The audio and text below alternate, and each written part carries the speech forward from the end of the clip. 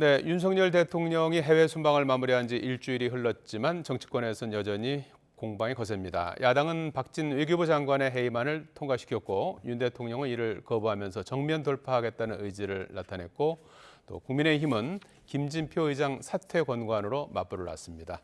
정가 소식 짚어보겠습니다. 이종근 시사평론가, 유용화 한국외대 초빙 교수 나와 계십니다. 안녕하십니까? 네, 감사합니다. 반갑습니다. 네. 자, 민주당이 이번 순방의 책임을 물어서 그제 박진 외교부 장관 해임 건의안을 통과시켰죠. 네네.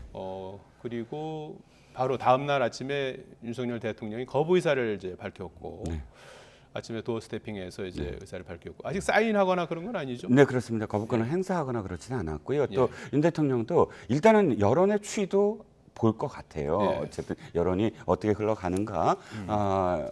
그러나 그럼에도 불구하고 어쨌든 세 가지입니다. 첫 번째는 말씀하셨듯이 도어 스태핑에서 박진 장관에 대한 평가를 했어요. 예. 일 잘하고 또 자신의 어떤 건강까지도 해칠 정도로 지금 일을 열심히 하고 있다라는 대답으로서 사실 가름한 것 같고요. 박 장관은 탁월한 능력을 가진 분이다. 네네. 그리고 두 번째는 성과에 대한 부분입니다. 사실 나토 순방 때도 똑같은 비슷한 어떤 비판을 받았지만 그리고 또 나토 순방 이후에 바로 지지율이 오르지도 않았어요. 네. 하지만 그 후에 폴란드의 방산과 관련된 이 계약이 체결이 되고 또 체코의 원전도 진전이 있는 것들로 이렇게 그 보도가 되면서 나토의 나토 정상회담 참여의 결과가 나타나면서 다시 지지율이 오르기 시작하는 단초가 됐거든요. 이번에도 시간이 좀 해결해 줄 거다라고 생각을 하는 것 같아요. 왜냐하면 한미 회담이나 한일 회담의 이 결과는 사실상 미국의 중간선거 이후에 나온다. 미국 같은 경우 또 일본도 아베 국장 이후에 나온다. 아베 국장 때문에 기시다가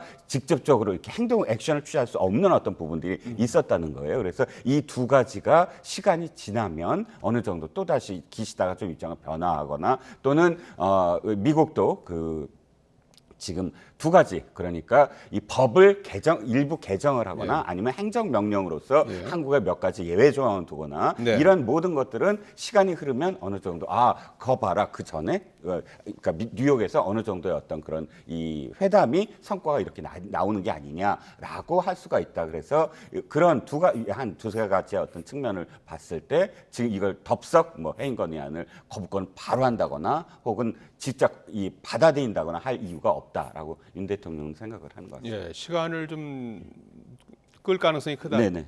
이렇게 보시는 네. 그렇게 사인할 의무가 있는 건 아니죠? 그렇죠. 근데 예. 만약에 거부권을 행사하겠다 그러면 사인을 할 하겠죠. 수도 있고. 예. 당사자인 박진 장관도 진작부터 사퇴는 없다 이런 의사를 강력하게 밝혔는데요. 잠시 들어보시겠습니다. 우리 정치가 어쩌다 이런 지경까지 왔는지 참 착잡한 심정이 들었습니다. 요 며칠 사이에 밤잠을 설쳤습니다. 지금은 정쟁을 할 때가 아니고 국익을 생각할 때입니다. 예. 자, 본인도 사퇴 의사가 없고 윤 대통령까지 이제 힘을 실은 건데 여야 입장이 이제 확연히 갈리고 있습니다. 국민의힘은 사필 규정이라면서 환영했고요. 민주당은 민심을 거역했다면서 반발하고 있어요. 이제 박진 장관의 거취는 어떻게 되는 겁니까? 이게 정치적으로 국회에서 해임 건의안이 이제 169명이 찬성을 한 걸로 나왔죠. 예. 한 사람이 반대하고 한 사람이 기권은 거의 절대적으로 민주당 의원 쪽에서 한 것인데요. 예. 정치적으로 봤을 때는 이건 윤석열 대통령에 대한 강력한 경고죠. 예. 윤석열 대통령에 대한 아주 정치적인 경고고 견제인데 앞으로 이런 식의 외교는 하지 말라는 거죠. 그러니까 그걸 박진 장관이 정쟁으로 받아들이면 안 됩니다. 실제로 이번에 5박 7일의 대통령 순방 기간 중에서 가장 중요했던 IRA, 인플레이션 감축법 문제에 대해서 얘기도 제대로 꺼내지도 못하고 한미 정상회담도 정상회담이 아니었죠. 그냥 48초간의 만남. 바이든 대통령의 그 글로벌 펀드 만나는 재정금융회의인가 그걸 찾아가서 잠깐 만난 거 정도 수준에는 인사한 정도 수준이고요. 또 한일 정상회담도 이루어지지 못하고 그것도 이제 기시다 총리가 안 만나겠다는 부분에서 계속 찾아가서 굴욕적인 회담을 하고 그래서 한국에서는 대통령실이나 외교 라인에서는 이루어질 거라고 계속 그러지 않았습니까? 한일 정상회담, 한미 정상회담. 이런 부분들로 봤을 때는 사실상 외교 참사라는 것은 지금 여론조사에서도 각종 여론조사에서도 60% 많으면 65%까지 나오고 있는 상황입니다. 외교적으로 상당히 문제가 크다라는 것이. 근데 저것을 박진 장관이 정쟁이다 이렇게 치부하면 안 되죠. 앞으로 이제 사실상 우리 한국은 외교로 먹고 사는 나라고 국제적인 관계라든가 국제적 협력이 가장 중요한 나라이기 때문에 예. 앞으로 현안들이 계속해서 널려 있습니다. 실제로 중국 대만 문제부터 해서 대북 관계 그리고 한미일 관계 이런 부분에서 정신 차리고 제대로 좀 하라. 그런 식으로 받아들이고 자기가 책임이 있으면 물러나야 되는 것이지 저거를 저런 오류와 잘못이 있었는데 정쟁이다 이렇게 치부하는 건 옳지 않다고 봅니다. 예, 정쟁이 아니다. 이렇게 외교 참사다 이런 말씀을 하셨는데 국민의힘은 이제 맞불의 의미로 김진표 국회의장 사퇴 권고안을 제출했어요. 네. 박진 장관 해임 건의안 상정 과정에서 편파적으로 진행을 했고 중립 의무를 어겼다 이렇게 주장을 하고 있어요. 네, 그렇습니다. 국민의힘은 네 가지 이유를 들더군요. 국회법 20조 2항에 따라서 의장이 당적 보유를 금지하는 그 조항의 취지와 목적이 위배했다. 그다음에 국회법 77조에 따라서 당일 의사 일정을 변경하는 것을 묵인 방조했다. 그것도 위반이고요. 또 합의 없는 안건을 상정해서 의사 일정을 진행하는 바람에 날치기 통과에 적극 개입했다. 근데 이제 마지막 게 조금 더 이유가 또 있을 것 같아요. 예. 보통 교섭단체 대표 연설이 있는 날은 쟁점 법안을 올리지 않는다는 거예요. 왜냐하면 교섭단체 대표들이 특히나 이제 9월 정기국회에서 연설을 할 때 사실상 그 연설이 정치면에 크게 나오게끔 상대당, 그러니까 모든 당이 서로를 이렇게 존중해주는 그런 의미로서 관행적으로 쟁점 법안을 피해왔다는 겁니다. 예. 그런데 그게 처음으로 그 당일날 의사 일정에 합의 없는 상황 속에서 당시 정진석 비대위원장, 국내 비대위원장이 국민의힘 비대위원장이 그 교섭단체 대표에서 대표 연설을 한 날 바로 쟁점 법안을 올림으로써 예. 지금까지 어떤 관행을 무시했다. 뭐 이런 이유까지 포함을 해서 네 가지 이유를 들었습니다. 예. 자, 이렇게 그 논란과 공방이 걷잡을 수 없이 커지는 가운데 윤 대통령 지지율이 나왔죠. 어제 발표가 됐는데 직무 긍정률이 24%. 이 기록은 윤 대통령이 취임한 5월 10일 이후에 24% 기록한 적이 있더라고요. 8월 첫째 주에. 네, 그렇습니다. 그것과 이제 같은 타이 기록인데요. 이 성적표를 윤 대통령은 어떻게 받아들여야 될까요? 지금 이 25% 여론조사의 전문성을 갖고 있는 분들 얘기를 들어보면은 예. 25%라는 게 마의 25%라고 하지 않습니까? 2016년도에 박근혜 대통령이 25%를 기록하면서 그 이후에 다른 변화가 없는 속에서 계속해서 10% 이하로 5%까지 빠졌습니다. 예. 물론 상황이 지금하고 뭐 동일하다 이렇게 얘기할 수는 없지만은 예. 그렇기 때문에 여론조사 업체에서는 이것이 이제 25%가 굉장히 그 경계선이라고 얘기를 한단 말이에요. 그 당시 국정농단 사건이 예. 이어진 거고요. 예. 그래도 지금 24%가 전에 예. 8월 초에다 다시 또 24% 내려갔고 지금 외교 부분에서 이 자세하게 데이터를 보면은 국민 대다수가 왜 부정하느냐 그러니까 이제 외교 문제입니다. 네. 외교 문제 그리고 진실에 대한 문제, 신뢰를 하지 않는 거짓말에 대한 문제겠죠.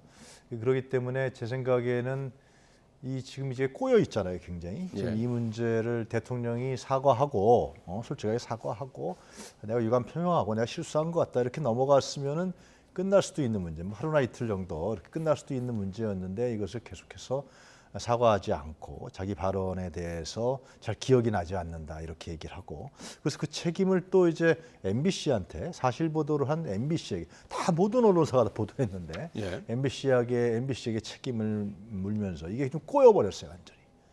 그러니까 지금 윤석열 대통령이나 대통령실이나 국민의힘 또 항의 방문까지 했단 말이죠. 또 고발까지 하고요. 지금 대통령 명예훼손으로. 그래서 아마 이 수렁에서 빠져나오기가 쉽지 않을 겁니다. 예. 그러나 국민들 입장에 봤을 때는 이 문제를 계속해서 대통령이 비속어를 써서 논란과 막말이 있다는 문제에 대해서 계속해서 강한 의심과 강한 불만과 불신을 갖고 있기 때문에 과연 다른 문제로 이거를 덮을 수 있는 부분이 있겠느냐라는 예. 겁니다. 계속해서 지속되기 때문에 만약에 이번 주에 다음 주에도 예. 어떤 뭐 다른 획기적인 안이 나오지 않는다면 또 국감이 진행되는 거 아닙니까? 불리한 정치적 상황인데 또 다른 문제가 또 터지고 그렇게 되면은 제가 봤을 때는 지지율이 더 떨어질 수도 있다. 예. 이렇게 예측할 수도 있다고 생각합니다. 예, 그 출구 전략과 관련해 조금 더 얘기를 해보기로 하고요. 그다음에 그 이번 영국, 미국, 캐나다 순방이 국익에 도움이 됐느냐 안 됐느냐 이런 질문도 냈더라고요. 그래서 도움이 됐느냐는 질문에 33%가 도움이 됐다, 54%는 도움이 되지 않았다 이런 반응을 보였어요. 순방이 도움이 됐다 안 됐다 이 질문에서 안 됐다는 반응이 그 50%를 넘었어요. 원인은 뭐라고 보십니까? 일단 가기 전부터 사실상 어떤 프레이밍이 좀 많이 개입이 됐다라는 생각이 들었습니다. 예. 왜냐하면 시작하기 전부터 조문외교를 왜 가냐? 총리가 가야 된다. 갔다가 외교 참사가 날 수도 있다라는 외교 참사라는 표현이 가기 전부터 이미 민주당 진영이나 야당이나 일부 언론에서 오르내리기 시작했거든요. 예. 그 다음에 온갖 사실 가짜 뉴스들이 좀 있었어요. 이를테면 검은 베일을 쓰는 것은 왕실만 허락된다. 그것도 사실이 아닌 것이고요. 또 탁현민 의전 비서관이 조문록을 왼쪽부터 써야 된다. 오른쪽으로 쓴 건 망신이다라는 그런 식의 표현을 했지만, 그러나 뭐 일본 국왕부터 시작을 해서 수많은 대통령들이 전부 다 왼쪽부터 쓰는 사진이 나옴으로써 그것도 역시 가짜 뉴스라는 게 포함이 됐고, 그러니까 가 있는 내내 무엇인가 트집 잡기가 계속 이어지면서 사실상 그 내용과 상관없이 이건 성과가 없다라는 식의 어떤 그런 이 인식이 확산된 거는 아닌지. 근데 안타깝게도 뭐 진영 논리를 떠나서 예. 외교라는 것은 가자마자 평가될 수 있는 부분은 전 별로 없다고 생각을 하거든요. 예. 계속 지속적인 어떤 결과가 나중에 나올 수도 있고 내년에 나올 수도 있고 1, 2개월 후에 나올 수도 있고 하는 것이 또 계속 이렇게 만나는 것, 특히 다자회의였습니다. 예. 양자회의가 아니고, 예를 들어서 예. 미국에 우리가 초청받아서 미국 대통령을 만나러 가는 것이 아니라 유엔 총회에서 사실상 왜 풀어사이드라고 해서 잠깐 소매 끌고 복도에 나가서 이야기를 나누는 것도 예. 사실은 이제 풀어사이드 미팅, 약식 회담도 이루어지는 것이 다자회의거든요. 예. 그런데 지금 이렇게 몇 초 만난 게 잘못이다, 내지는 뭐 국기가 개항이 안 돼 있는 것이 잘못이다, 이렇게 해버리면 앞으로 진영이 바뀌어서 민주당이 진짜 다시 이 집권했을 때 예. 똑같은 어떤 프레임이 적용될 수 있다는 거죠. 예.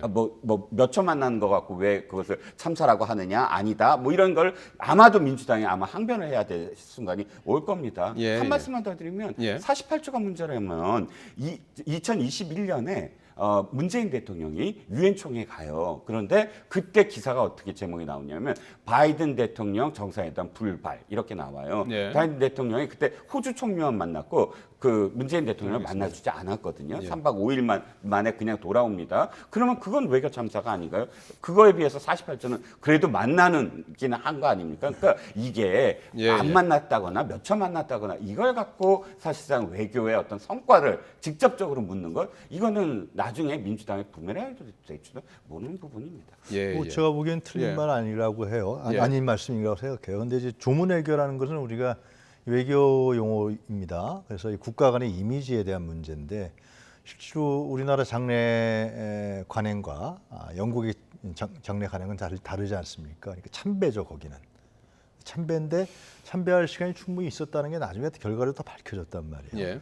물론 기자들이 5시에 모이라고 그랬는데 7시 비행기다 9시에 떠났다, 이런 문제도 지금 명확하게 대통령실에서 해명을 안 하고 있고, 한 3시 반에 도착했는데 이후 6시에 리셉션이 있었는데 그 시간도 비어 있었고, 그리고 또 마크롱 대통령 같은 경우는 운동화 신고 갔단 말이에요. 참배를 해. 관을 보는 거죠, 직접. 그리고 리셉션이 끝난 다음에도 일본 왕은 가서 참배를 했단 말이죠. 그런데 시간이 충분히 남아 있었는데도 대통령은 안 했다. 그 사실에 대해서 명확하게 대통령실에서 밝히고 있지 않기 때문에 이거는 조문 없는 조문 외교가 아니냐라고 언론이나 야당에서 얘기하는 것은 제가 보기엔 당연하다는 생각이 들고, 맞는 말씀입니다. 유엔 총회는 그냥 간 거죠, 그죠? 네. 거기 기조연설하는 것도 우리가 특별하게 한 게 아니라 거기 참여한, 대사급에서 참여한 국가에서 하는 거란 말이죠. 그런데 문제는 그 이전에 대통령실에서 굉장히 많이 얘기를 했어요. 네. 한미 정상회담 한다, 한일 정상회담 한다, ILA 문제도 얘기한다. 근데 사실상 그것이 왜 그랬느냐를 잘 이해를 못 하겠어요.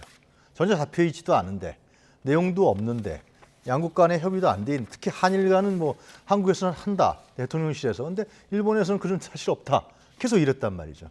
이런 부분들이 결국은 뭐냐 하면은 외교적으로 굉장히 그럼 왜 애초에 그렇게 얘기를 하든지 가서 봐야 될 것 같다. 예.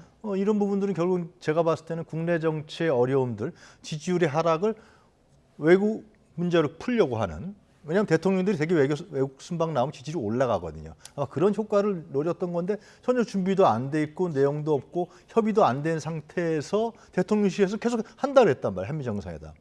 이런 문제가 네. 이제 심각하게 돌아온 거고 국민들 입장에 봤을 때는 굉장히 불신할 수밖에 없는 그런 결과적으로 한 거죠. 예. 이 박진 장관 해임 건의안 상정에는 국민의힘뿐 아니라 정의당 의원님들이 이제 표결에 불참하지 않았습니까? 그래서 왕자 대신 매 만나나 휘핑보이라는 지적도 나왔는데 정의당은 이 민주당과 보조를 맞추지 않으면서 또 대통령이 책임질 일이다 이제 이런 입장인 것 같아요. 네, 그렇습니다. 그러니까 해임 건의안을 지금까지 7차례 쭉 낸 걸 예. 들여다보면 사실상 하나의 어떤 특정 정당만 낸 경우가 드물어요. 대개는 지난번에도 계속 비교가 되는 김두관 의원 예. 그 해임 건의안 때도 사실상 당시에 자민련이 함께 그 해임 건의안을 한나라당이 주도했고 참여를 했기 때문에 이루어질 수가 있었고 이번에 예. 정의당이 불참을 했습니다. 나름 정의당이 어떤 의미를 부여했던 것 같아요. 특히 이제 정치 전체가 올스톱되는 그런 올스톱 시키는 나쁜 총극이다. 굉장히 수위 높게 불참 의사에 대한 어떤 변을 하고 있고요. 예. 이것이 사실상 또 이 아까 169석 말씀하셨지만 거의 민주당만의 어떤 결정이라서 그 정당성이 어느 정도는 조금 더 훼손된 게 아닌가 싶습니다. 예. 이번에 그 여론조사에 보면 정당 지지율이 오차 범위 안에서 민주당이 앞서는 결과로 역전이 됐어요. 여야가 지금 팽팽히 맞서고 있는 상황인데 여야의 대치전선, 대응 이런 부분은 어떻게 평가하십니까? 지금 이제 국정감사에서 이제 민주당이 어떻게 하느냐가 이제 중요하게 예. 앞으로요. 이제 가장 중요한 문제는 민생 문제인데 예. 지금 정부 여당에서 국민의힘은 지금 비대위 체계고 아직도 그리고 지금 이준석 전 대표에 대한 법원의 판결이 남아 있지 않습니까? 예. 이제 그 결과도 있을 텐데 사실 정부 여당이 민생 문제에 대해서 전혀 해결책을 국민들에게 비전을 제시하고 있지 못한 게 사실입니다. 예. 고환율, 고물가 그리고 고금리의 문제에 대해서 국민들은 이제 어떻게 살려내는 것이 아주 볼멘 소리가 나오는 것이 사실인 거고 겨울 되면 더 심해질 겁니다. 또 오늘 분과에 내일 다음 달부로 이제 가스요금도 오르죠. 예. 또 전기값도 오르게 되죠. 이런 상황이에요.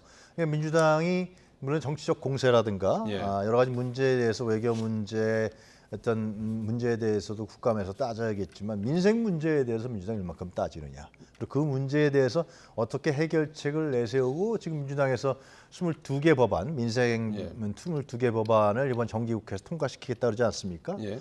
이 문제, 특히 쌀값 안정화 문제라든가 이런 부분들을 어떻게 해나가느냐에 따라서 이것은 사실 정부의 주도권이 어디로 가느냐라는 중요한 향배가 될 거라고 저는 생각합니다. 예. 자, 뭐 앞서서 유영하 교수께서는 이제 대통령이 사과를 해야 된다 이제 이런 말씀을 해주셨는데 윤 대통령이 지금 쓸 수 있는 카드는 어떤 것들이 있다고 보십니까?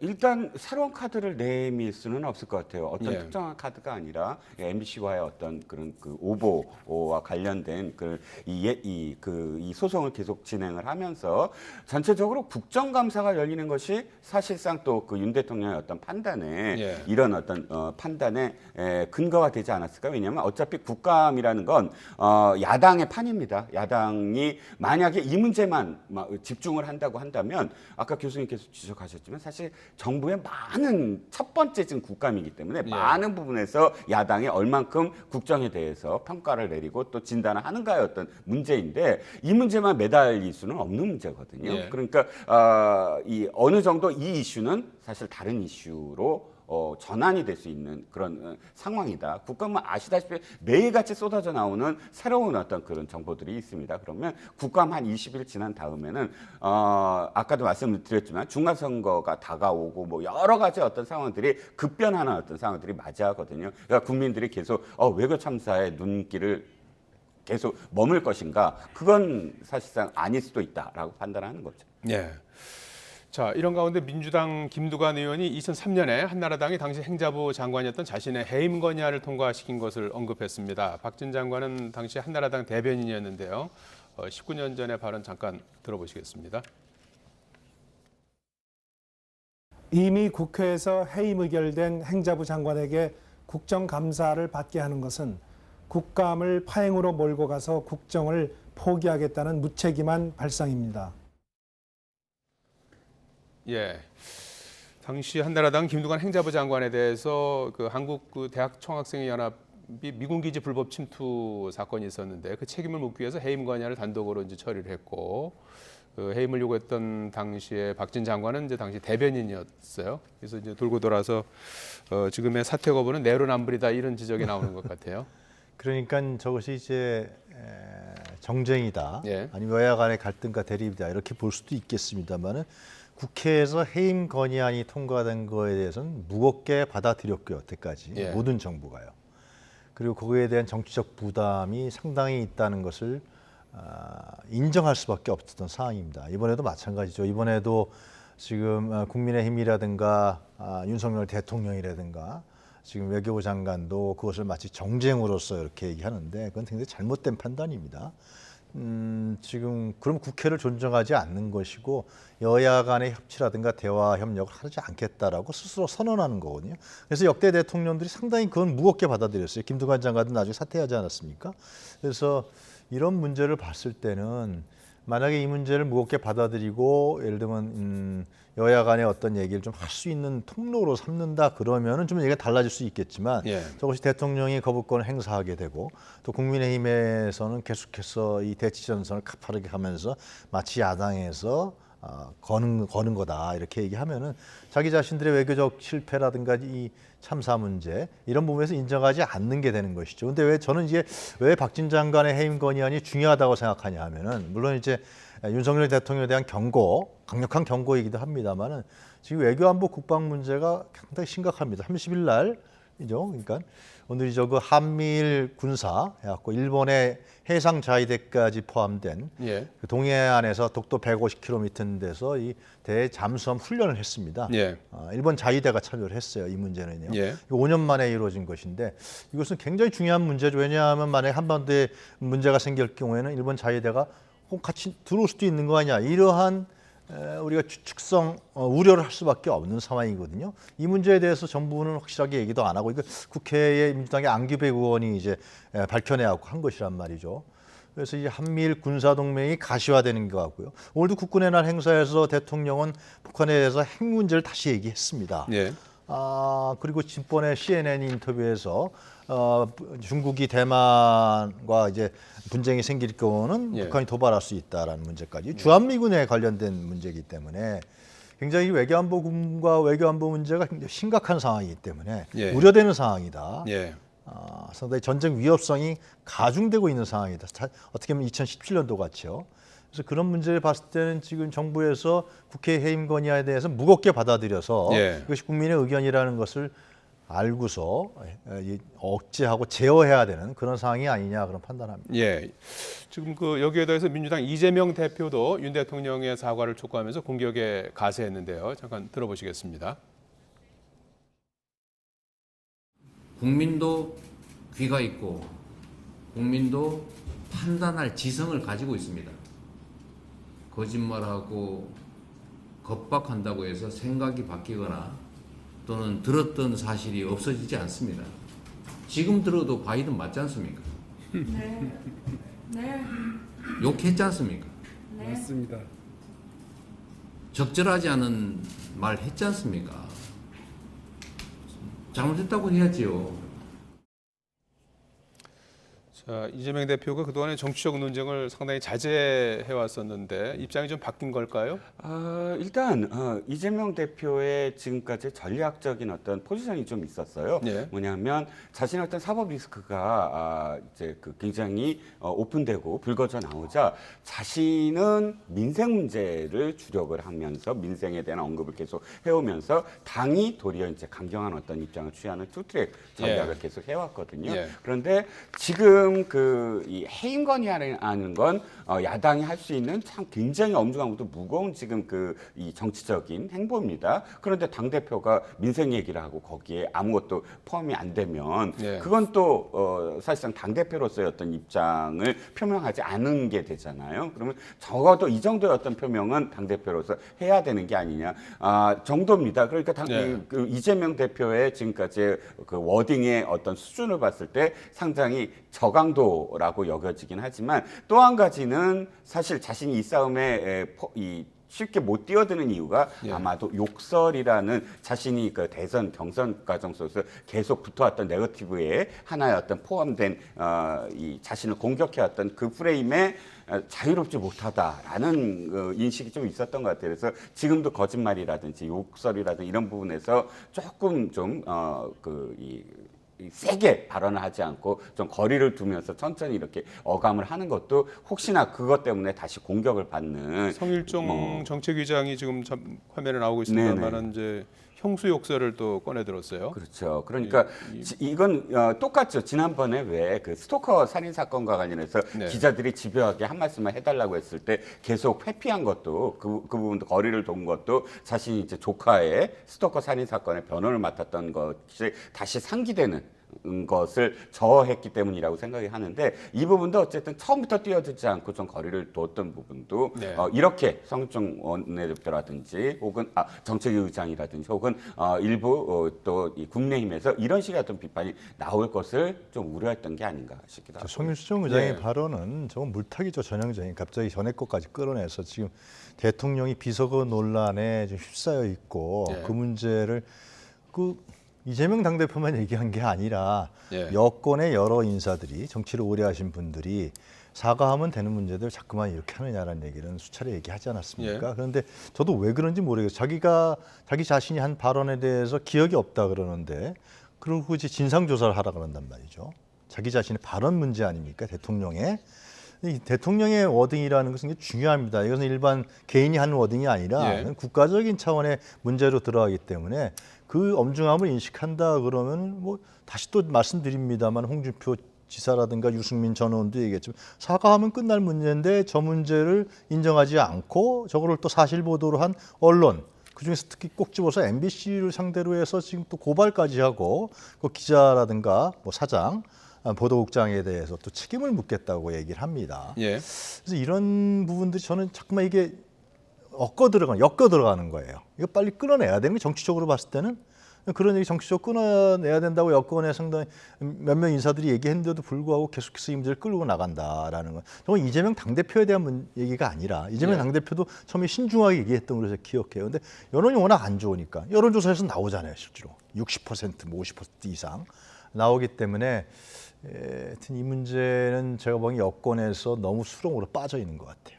예. 이걸 헤어나가기가 참 쉽지 않다. 자꾸만 빠져든다. 언론 노조라든가 언론 단체에서도 상당히 강한 반발의 성명을 피지 않았습니까? 네, 그래서 예. 지금 거기에 대해서 좀 반론을 하시겠어요? 예. 일단 사과 문제는 저는 이렇게 생각을 합니다. 예. 이 성과에 대한 문제 있지 않습니까? 지금 욕설에 대한 사과인지 성과에 대한 사과인지 이게 좀 구분이 안 돼요. 예. 그러니까 참사라는 건 아까도 말씀을 드렸지만 출국하기 전부터 이미 민주당에서 언급한 부분들이 있었어요. 외교 참사 때문에 총리가 가야 된다거나 김건희 여사 가지 말아야 된다거나 이런 것들은 어차피 지금 예고된 어떤 그런 프레임 아니었느냐라는 예. 것이고 지금 입장에서 네 가지 그러니까 조문외교라든지 한미 정상회담, 한일 정상회담 마지막으로 그러니까 낸시 펠로시까지도 다시 소환을 했더라고요.